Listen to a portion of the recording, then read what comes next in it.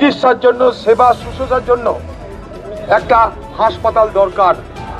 তাই ছোট্ট একতলা একটা হাসপাতাল তৈরি হয়েছিল, যার নাম আজকে আমরা জানি পিজি হাসপাতাল। এসএসকেএম হাসপাতালকে তৃণমূলের চোর দুর্নীতিগ্রস্তরা রিসর্টে পরিণত করেছে। বঞ্চিত হচ্ছে গরিব মুমূর্ষু রোগীরা। শিশুদের আইসিইউ বেড পর্যন্ত দখল করে রাখা হয়েছে। এই অভিযোগে দক্ষিণ কলকাতা জেলা কংগ্রেসের তরফে ভবানীপুরের যদুবাবুর বাজারে বিক্ষোভ। সাধারণ মানুষ পরিষেবা পাচ্ছেন না। বিক্ষোভে এসে অভিযোগ অধীর রঞ্জন চৌধুরীর।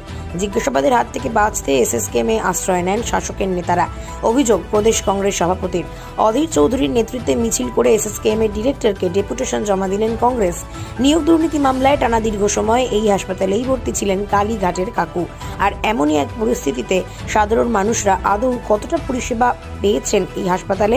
লোকসভা ভোটের আগে প্রশ্ন তুলে এদিন অভিযানে নামল কংগ্রেস। তার অভিযানে অংশ নিয়েই কার্যত রাজ্যের শাসক দলকে তীব্র আক্রমণ অধীর রঞ্জন চৌধুরীর। চিকিৎসার জন্য পাঠানোর ব্যবস্থা আছে এবং সেই উদ্দেশ্য নিয়েই হাসপাতাল তৈরি হয়েছিল।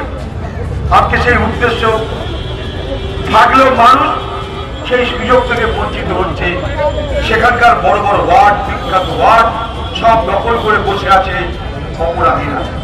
সরকারি দলের অর্থাৎ রাজনৈতিক দলের অপরাধীরা, রাজনৈতিক ব্যক্তিরা আরো স্পষ্ট করে বলতে হয়, সরকারি পৃষ্ঠপোষকতায় সরকারি দলের অপরাধীরা আর এসএসকেএম হাসপাতাল তাদের দখলে করে নিয়ে। আপনারা জানেন এসএসকেএম এর উডবার্ন বলে একটা ওয়ার্ড আছে, বিখ্যাত ওয়ার্ড উডবার্ন। সেই উডবার্নে সন্ধ্যের পর এখন ওয়াইন বার্ন হয়, চুল্লু খাওয়া হয়, সেটা রিক্রিয়েশন সেন্টার হয়।